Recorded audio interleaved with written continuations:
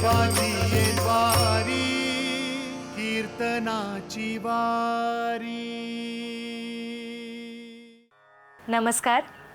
भगवंत हा सच्चिदानंद रूप आहे. प्रत्येक भक्ताला आपले दैवत हे आपल्याबरोबर आहे हा अनुभव अत्यंत आनंददायी करणारा असतो. भगवंत जरी दिसत नसला ना तरी सुद्धा त्याचं वास्तव्य आपल्या अवतीभोवती असतं. चला तर मग या भगवंताचं नाम घेऊन आपण पुढच्या कीर्तनात रममाण होऊया. राम कृष्ण हरी.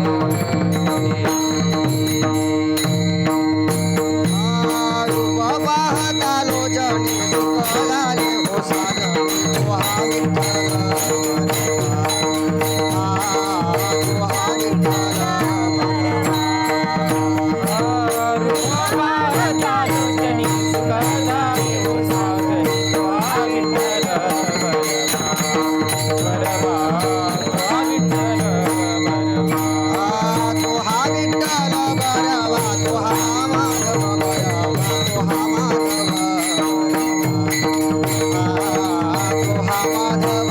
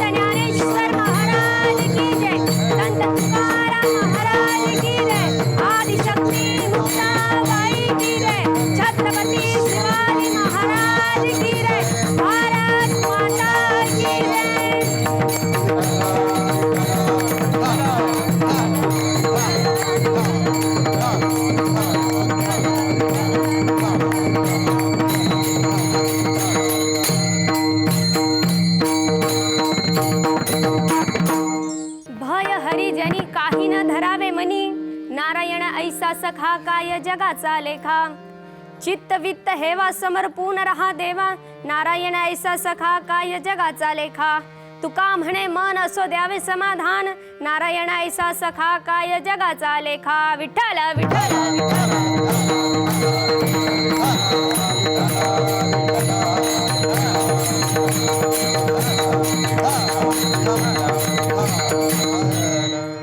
महायोग पीठे तटे भीमदत्यां वरं पुंडरीकाय दातु मुनीन्द्रैः समागत्य तिष्ठन्तमानन्द कंदं परब्रह्मलिंगं भजे पांडुरंग पांडुरंगा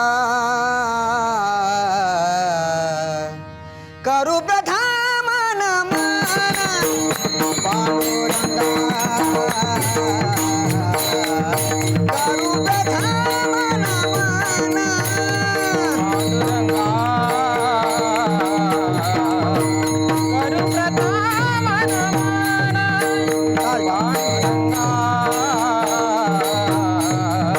करू प्रथम नमन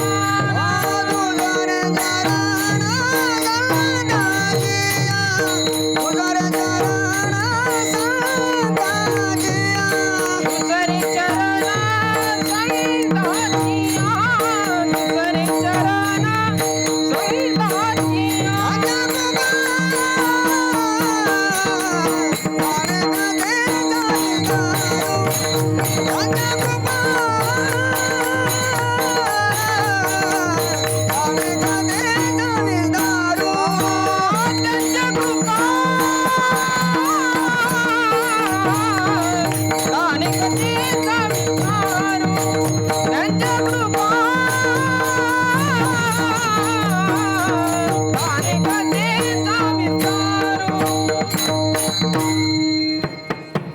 पांडुरंगा करू प्रथम नमन दुसरे चरण संताचिया त्यांच्या कृपादाने कथेचा विस्तारू बाबाजी सद्गुरु दास तुका विठ्ठल विठ्ठल विठ्ठल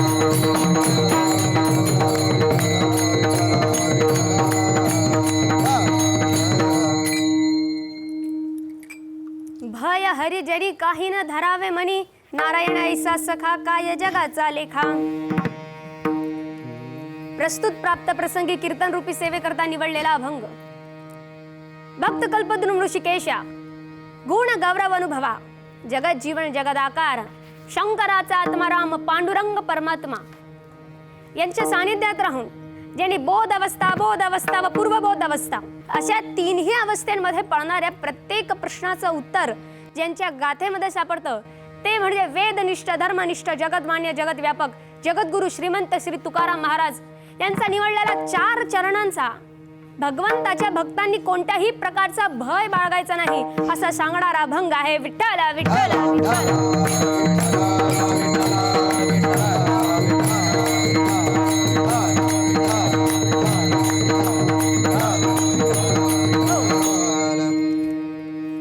भय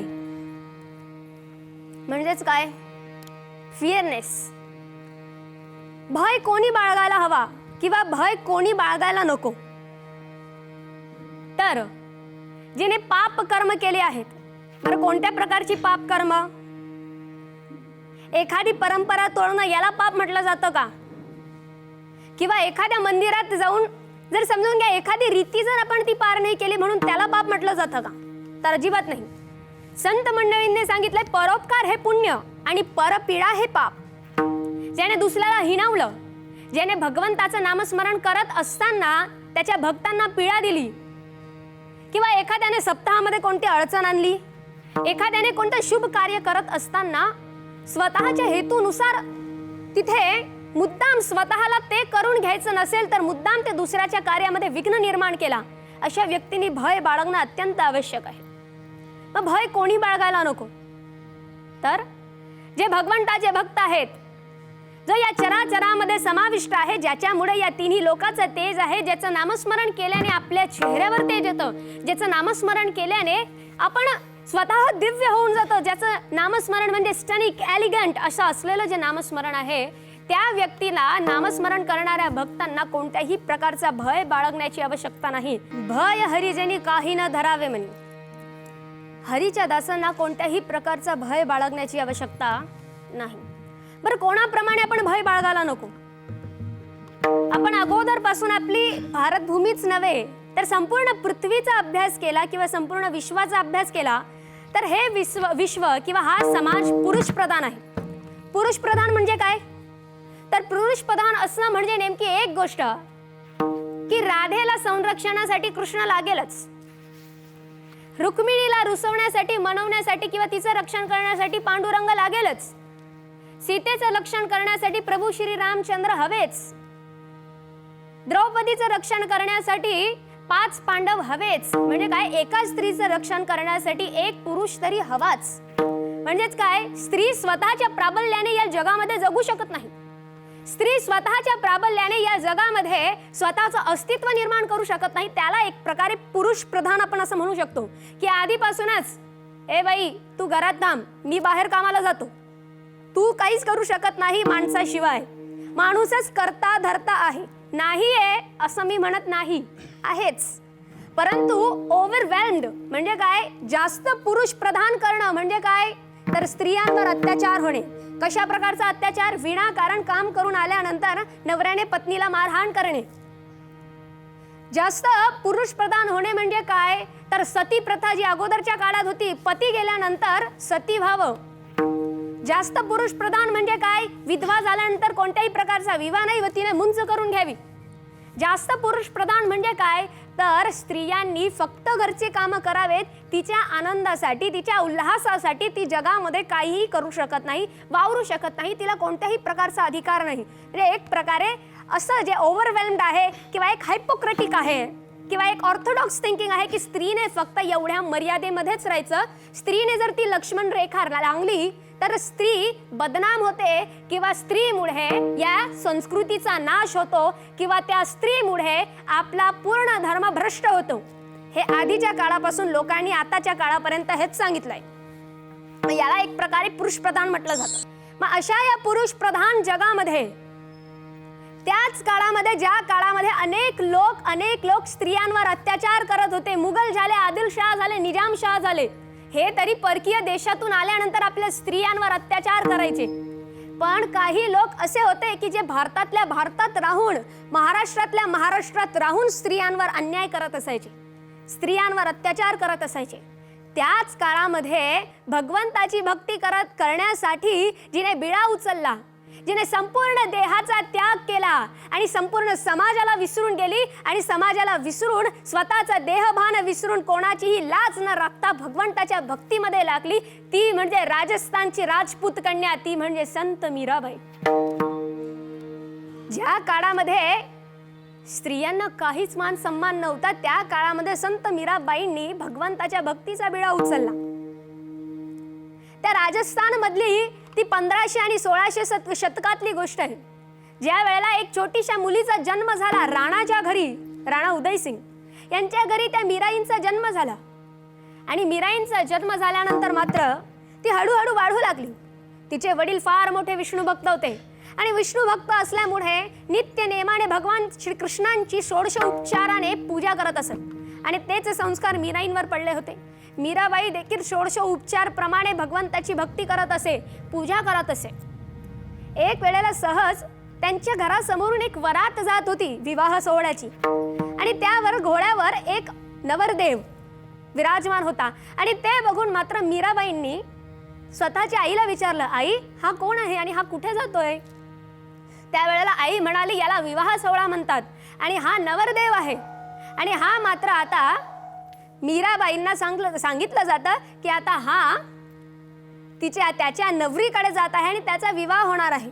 मग त्यावेळेला मीराबाईंनी आईला विचारलं, आई माझा नवरदेव कुठे आहे, माझा पती कुठे आहे, मला सुद्धा विवाह करायचा आहे.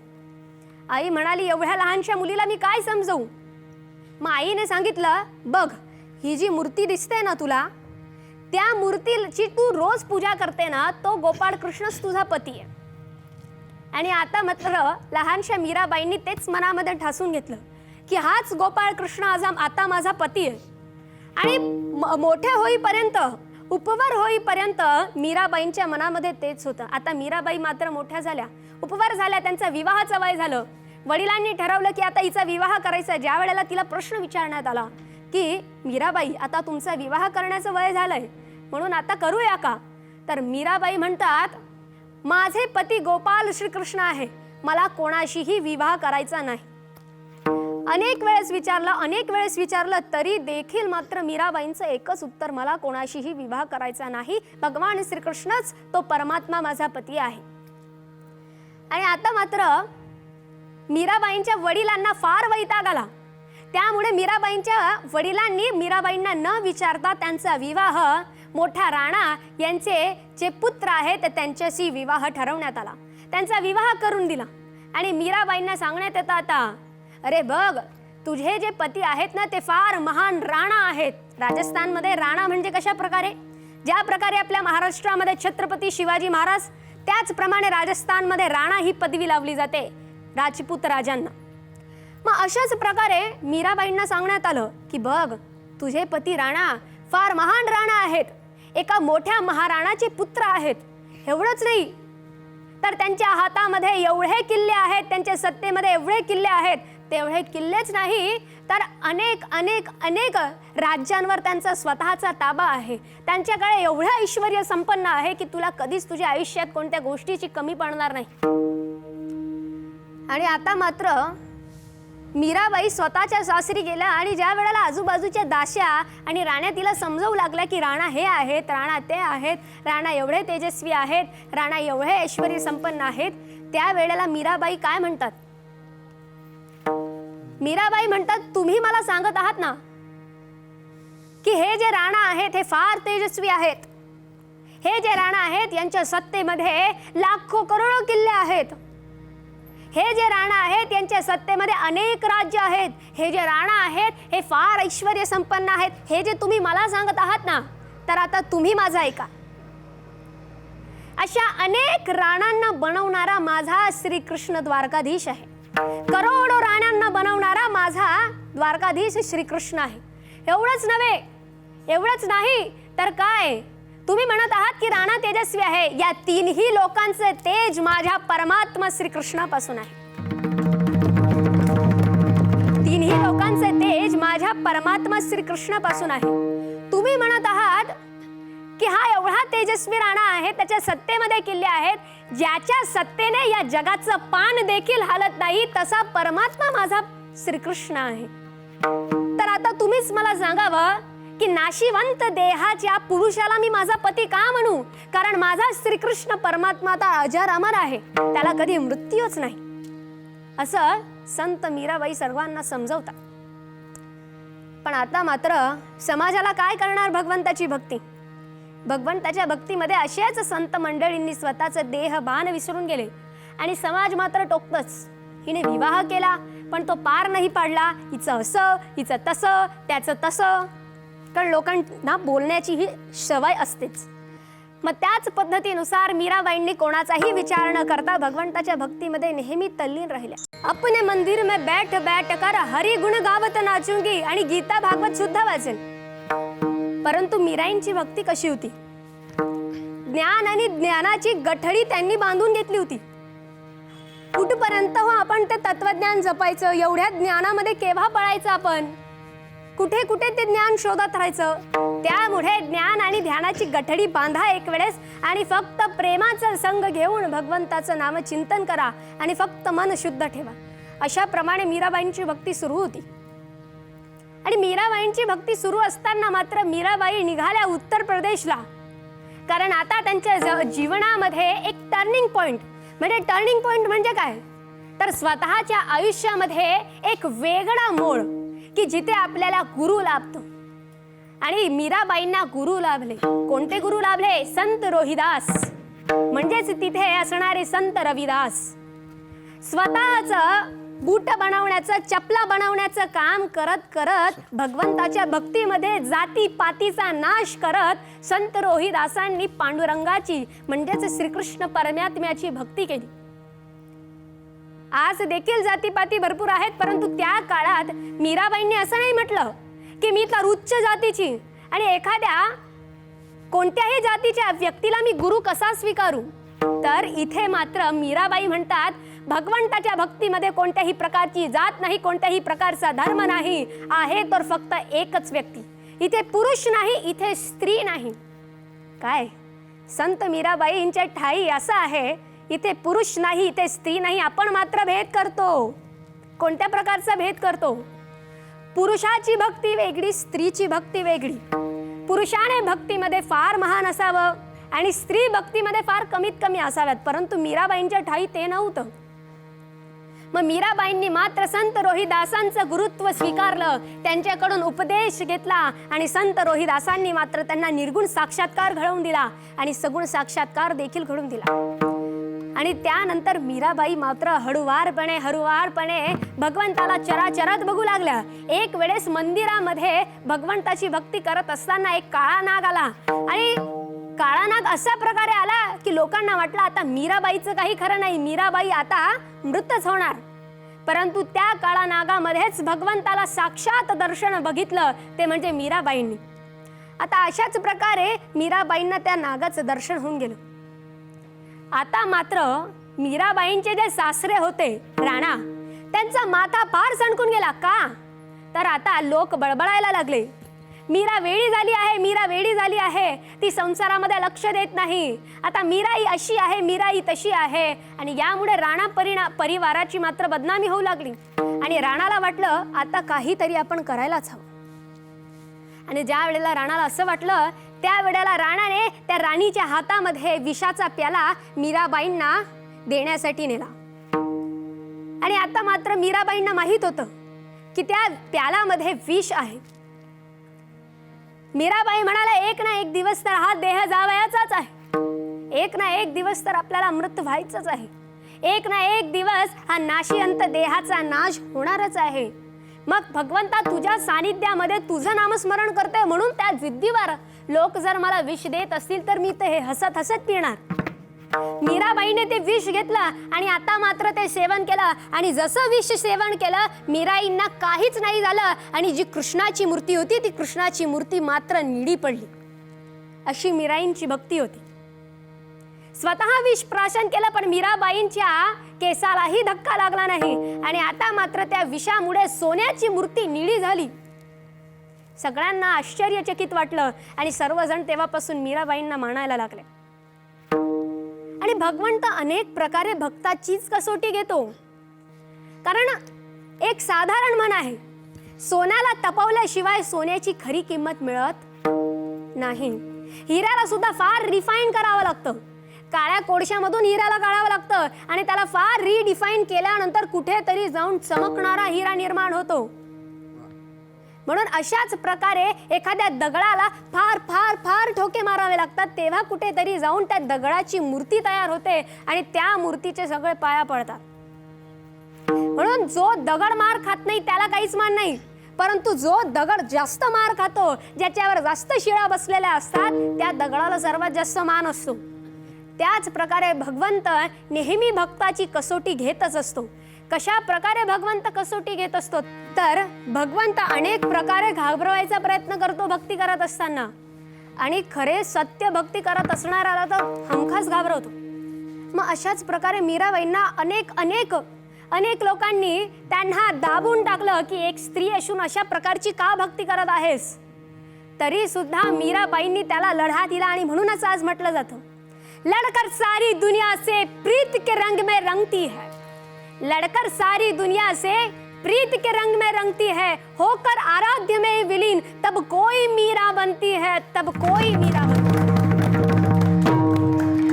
त्याच वेळेला कुठेतरी जाऊन फार फार फार सगळ्या दुनियाशी लढवून भगवंतामध्ये तल्लीन होऊन कुठेतरी जाऊन एक मीराई तयार होते. अशी असलेला मीराबाई. म्हणूनच तुकाराम महाराज म्हणतात, भय बाळगण्याची आवश्यकता नाही, कोणासारखी मीराईंसारखी भय बाळगण्याची आवश्यकता नाही. कारण मीराबाईंनी देखील भय अजिबात बाळगला नव्हता. मग आता काय करावं तर तुमचा एकमेव सखा, एकमेव बेस्ट फ्रेंड किंवा फ्रेंड फॉर एव्हर जो आहे तो म्हणजे एकमेव भगवान परमात्मा आहे, ज्याच्या पुढे या जगात कोणालाही लेखण्याची आवश्यकता नाही. नारायण ऐसा सखा काय जगाचा लेखा, जगाला लेखण्याची आवश्यकता नाही. आता आणखी कोणाप्रमाणे भक्ती करावी तर आम्ही ज्या जिल्ह्यातून आहेत त्या जिल्ह्यामध्ये ज्यांचं सानिध्य आहे, जिथूनच त्या मुक्ताई आकाशामध्ये निघाल्या. कशा प्रकारे तर मुक्ताई आकाशात गेल्या की वीज कळाली. नेमकं काय झालं तर मुक्ताई मात्र निवृत्तीनाथांना एकच सांगतात. ज्या वेळेला निवृत्तीनाथ त्यांना एक प्रश्न विचारतात, निवृत्तीनाथ म्हणतात, आता तुमचं निर्वाण होण्याची तयारी झाली आहे, आता केव्हा निघाल तुम्ही, केव्हा या भूतलाला सोडून जाल? त्या वेळेला मात्र मुक्ताई एकच उत्तर देतात. काय म्हणतात मुक्ताई? दादा, मी गेलीच कुठे आहे की मला पुन्हा जावं लागेल, कारण माझं अस्तित्वच इथे आहे. ना मी जाणारी आहे ना मी येणारी आहे, कारण मी साक्षात या चराचरामध्ये प्रस्तुत आहे. अशा असणारा संत मुक्ताई, त्यांच्यासारखी निर्भय होण्याची आवश्यकता आहे. वयाच्या 10 वर्षी मोठ्या मोठ्या ज्ञानांना, मोठ्या मोठ्या योग्यांना त्यांनी ज्या वेळेला त्यांचं मन भटकत राहिलं, त्या वेळेला मन सुरळीत करण्यासाठी मुक्ताईंनी त्यांना उपदेश दिला किंवा एक प्रकारे समजवलं. ज्या काळामध्ये गुरुच्या आज्ञेवरून संन्यास आश्रमातून पुन्हा एक वेळेस गृहस्थ आश्रम स्वीकारलं विठ्ठल पंतांनी आणि रुक्मिणी मातेने, त्या वेळेला स्वतःच्या लेकरांसाठी, निवृत्ती ज्ञानदेव सोपान मुक्ताबाईसाठी, यांच्या भल्यासाठी काहीतरी करावं म्हणून ब्राह्मण वृंदांनी सांगितलं की देहांत प्रायश्चित करावं लागेल. ते देहांत प्रायश्चित देऊनही 4ही भावंडांना चुकीचीच वर्तवणूक मिळाली. यासाठी काय करावं तर 4ही भावंड मात्र फार ज्ञानी, अनेक धर्मांचा, शास्त्रांचा, पुराणांचा कमी वयातच अध्ययन करून घेतलं होतं. ज्ञानोबारायांनी 16व्या वर्षाच्या अगोदर सर्व वेद अवगत करून घेतले होते, सर्व शास्त्र अवगत करून घेतले होते. आणि आता ज्ञानेश्वर महाराजच नव्हे तर 4ही भावंडांच्या मनामध्ये एकच होतं, जग, जगत आणि जगतात्मा एकच आहे. बघा, सर्वात सिद्ध आणि सर्वात श्रेष्ठ भक्ती जर करायची असेल तर हे 3 शब्दांना एक मानावं. जग, जगत आणि जगतात्मा एकच आहे. आणि याच उपयोगाने ही 4ही भावंड वावरत होती. पण एक वेळेस मात्र ज्ञानोबारायांना राग आला, एवढा राग आला की स्वतःच्या झोपडीत जाऊन स्वतःच्या ताटीचा दरवाजा त्यांनी बंद करून घेतला. आणि आता म्हणाले, काय करावं? आई वडिलांनी माझ्यासाठी, तुमच्यासाठी, आमच्या भावंडांसाठी देहांत प्रायश्चित देऊनही या समाजाने आम्हाला तुच्छ लेखलंय. कोणालाही जाणीव नाही की स्वतःच्या लेकरासाठी आमच्या आई वडिलांनी काय केलंय. तरी सुद्धा निर्दयतेने आमच्याशी वागत आहेत. आम्ही काय खावं, काय करावं? बरं, आम्ही समाजाचं भलं बघतात तरी सुद्धा समाज आम्हाला एक प्रकारे सहाय्य करत नाही. मग आम्ही त्यासाठी काय करावं? म्हणून ज्ञानोबारायांना राग आला आणि ज्ञानोबारायांनी ताटीचा दरवाजा बंद केला. आणि आता मात्र ज्ञानोबारायांनी ठरवलं, या समाजाचं मुख बघायचं नाही, या समाजाला उत्तर द्यायचं नाही, या समाजाला एक प्रकारे निरुत्तरच करून द्यायचं. आणि आता आपण आपलं निर्वाण देखील या झोपडीतच, या ताटीला बंद करून करायचं.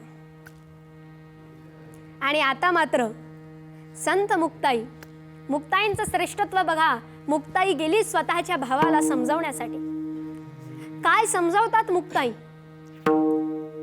मुक्ताई अशा पद्धतीने समजावतात की या भारतातच नव्हे तर या विश्वामध्ये देखील संपूर्ण श्रेष्ठत्वाची अशा अभंगांना तोड नाही, असे उपदेशात्मक अभंग तयार करतात. आणि या समाजाला समजावतात, खरा साधू कोण, खरा भक्त कोण, खरा संन्यासी कोण, खरा ब्रह्मचारी कोण आणि भगवंताशी संबंध असलेला योगी कोण. योगी पावन मनाचं साहे अपराध जनाचा. अरे दादा, योगी कोणाला म्हणावं? कोणाला म्हणावं? जो संपूर्ण समाजाचा अपराध देखील स्वतःवर सहन करून घेतो पण हुकचू करत नाही, त्याला योगी म्हणावा, त्याला भगवंताचा भक्त म्हणावा. एवढंच नव्हे, अरे दादा तुला माहिती आहे आताचं जग काय आहे? हे नाटक आहे, एक प्रकारे ड्रामा आहे. बरं, आता मला एक सांगा, एखाद्या फिल्ममध्ये तो डायलॉग तरी नंतर आला आहे की ये दुनिया एक रंगमंच है और इस रंगमंच की हम कठपुतली आहे. हा डायलॉग नंतर आलेला आहे. पण त्याच्या पूर्वी संत मुक्ताई काय म्हणतात? ऐसा नटनाट्य खेळ स्थिर नाही एक वेळ. हा समाज काय आहे? नटनाट्य खेळ आहे, एक प्रकारे ड्रामाच आहे. आणि एकही व्यक्ती या जगामध्ये स्थिर नाही. मुक्ताई सांगतात, अरे दादा हे तर जाऊच दे, भगवंताची भक्ती करत असताना काही लोक स्वतःला उंच म्हणवण्यात वाया गेले तर काही लोक अभिमानाने वाया गेलेत. एक उंचपणे गेले, एक अभिमानाने गेले, अनेक लोक असेच वाया गेले.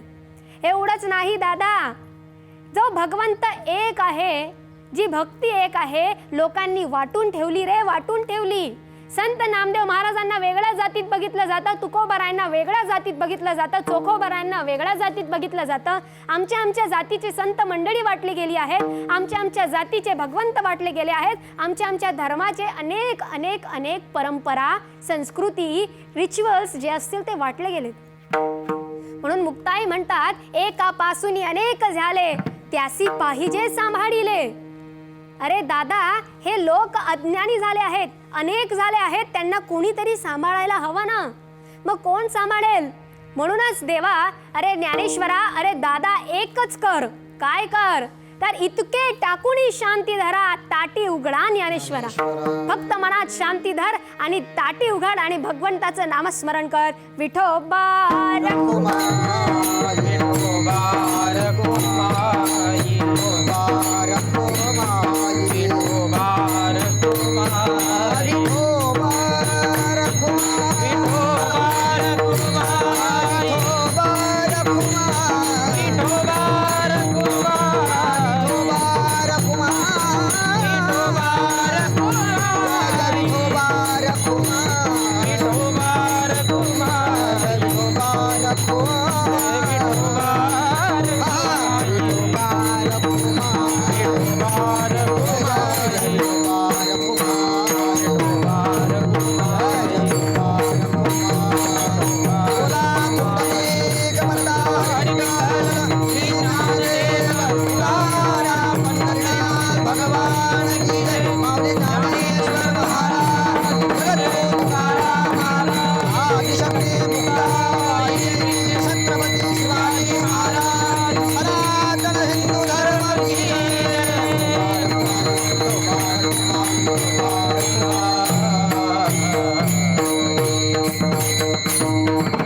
संत मुक्ताई वयाने लहान असून ज्या महान होत्या. एवढंच नव्हे तर स्त्री जन्म सनातनी दृष्टिकोनातून जरी त्या स्त्री असल्या तरी सुद्धा त्या क्रांतिकारी वीरांगना होत्या. स्त्री जन्म कधीही त्यांच्या भक्तीच्या आणि अध्यात्माच्या आड येऊ शकला नाही. नेहमी सतत अद्वैत आनंदात असणाऱ्या मुक्ताबाई रमणाऱ्या त्यांनी कधीही प्रापंचिक गोष्टींना स्वतःच्या अध्यात्मामध्ये येऊ नाही दिलं. एवढंच नव्हे तर विसोबा खेचर यांना नैस्त्रगुण्य अवस्थेतून काढून नामदेवरायांचा गुरुत्वाचा मान मिळवून दिला. नामदेवरायांच्या भक्ती गर्वाचा परिहार करणाऱ्या त्या म्हणजे संत मुक्ताई. ज्ञानोबरायांनी ताटी बंद केली तेव्हा योग्यांची माऊली आहात तुम्ही, योगी आहात, ताटी उघडा असं जाणीव करून देणारा संत मुक्ताई. निवृत्तीनाथांनी अनेक प्रश्न विचारल्यानंतर तापी तीराच्या काठी निवृत्तीनाथांना उत्तर देऊन निरुत्तर करणारा संत मुक्ताई. एवढंच नव्हे तर त्यांचं ज्ञातेपण, त्यांचं पूर्ण योग, त्यांचं ज्ञान योग आणि संपूर्ण साधना एकत्रीकरण येऊन संचित विलासाचीत असलेल्या संत मुक्ताई, ज्यांना अनेक पदव्या दिल्या जातात. ब्रह्मचित्तकडा काय, त्याच्यानंतर ब्रह्मरूपिणी काय, अनेक अनेक अनेक पदव्या दिल्या जातात अनेक संत मंडळींकडून. एवढंच नव्हे तर महाराष्ट्रामध्ये शूद्रांना व स्त्रियांना व बहुजन समाजाला भक्तीचा अधिकार मिळावा हे ज्ञानेश्वरीतून कळालं, हे ज्ञानेश्वरातून कळालं, हे ते नंतर कळालं. परंतु त्याच्या पूर्वीच आत्मप्रबोधन करून, आत्मबोधन करून या समाजाला अध्यात्माचं ज्ञान दाखवून देणाऱ्या पहिली स्त्री, पहिली आद्य कवयित्री म्हणजे संत मुक्ताई. यांच्याच प्रकारे संपूर्ण भय आपण विसरून जायचं आहे, ज्या प्रकारे तुकाराम महाराज सांगतात, आणि भयाचा आपण नाश करायचा आहे. एक वेळेस पुन्हा मिळून ज्या संतांच्या कृपेने आपण जमलेलो आहोत त्या संतांचं एक वेळेस भजन करूया. ज्ञानेश्वर माऊली, ज्ञानेश्वर माऊली,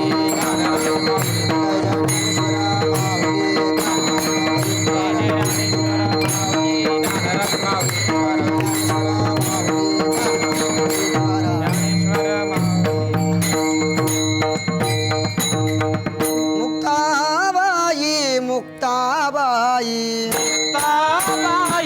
मुक्ताबाई, श्री संत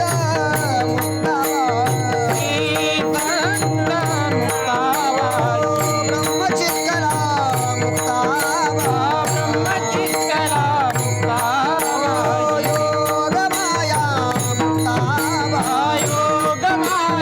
मुक्ताबाई, जगतमाता मुक्ताबाई, जगतमाता